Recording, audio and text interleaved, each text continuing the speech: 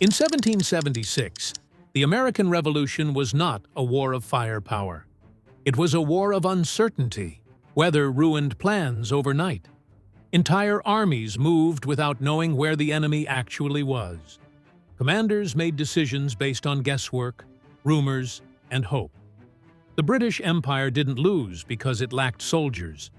The American rebels didn't win because they had better weapons. They won, slowly, because history allowed them to survive long enough. But what if history had been different? What if both sides had access to a 2026-era AI supercomputer? Not modern weapons, not drones or missiles, just perfect intelligence. Same muskets, same horses, same cannons, but 21st century thinking guiding 18th century warfare.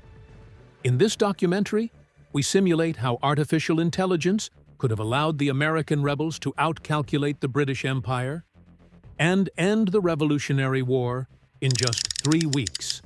But what if they had an AI supercomputer? We take a deep dive into exactly how that would have played out. The real limitation of 18th century war. Wars in the 1700s were slow, not because armies were weak, but because information moved painfully slowly. A British general in New York might not hear about a rebel movement in Pennsylvania for days. By the time orders arrived, the situation had already changed. Supply shortages weren't detected early. Weather surprises destroyed battle plans.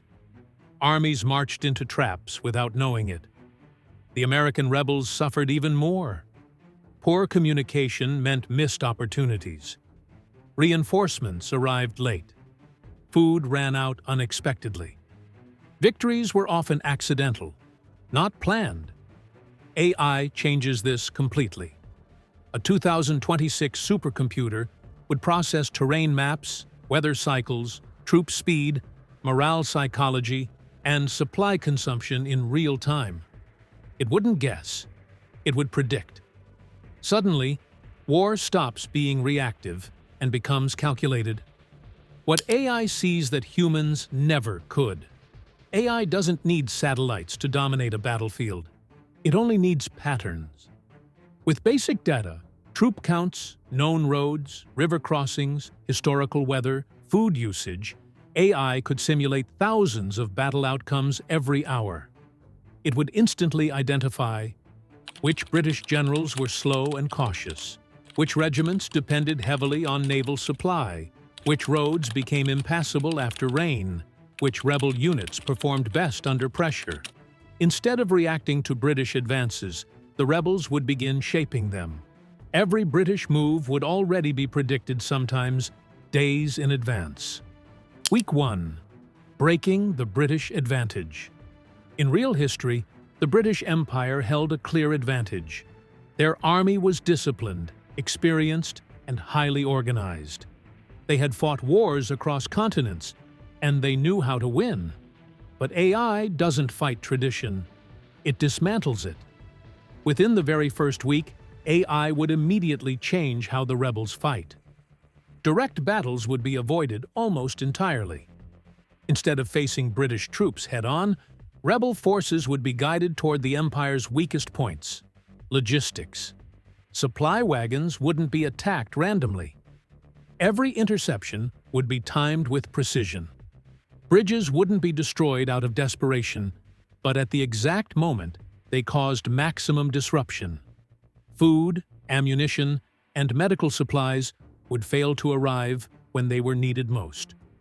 British units would still march with confidence, but they would arrive late.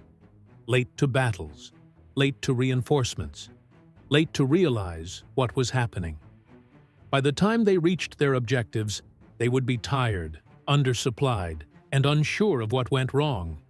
The army itself would remain strong, but its rhythm would be broken. And that's where the real damage begins. Morale wouldn't collapse because of heavy losses. It would crack because of confusion. Officers would struggle to explain why their plans kept failing. Soldiers would feel like they were always one step behind an invisible enemy. By the end of week 1, the British wouldn't be defeated. But their greatest advantage, control, would already be slipping away.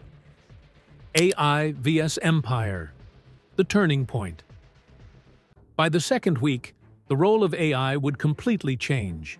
This is where the war stops being messy and starts becoming calculated. Instead of simply disrupting British plans, the AI would begin breaking the Empire's ability to function. The rebels would no longer focus on winning individual battles. Instead, they would focus on controlling the land itself. Key river crossings would be blocked at the exact moments British troops needed them most. Roads used for reinforcements would suddenly become useless. Supply routes would be cut not randomly, but with perfect timing. British units would march confidently, only to arrive too late or in the wrong place.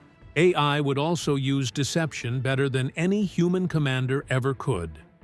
Small rebel forces would create the illusion of major movements.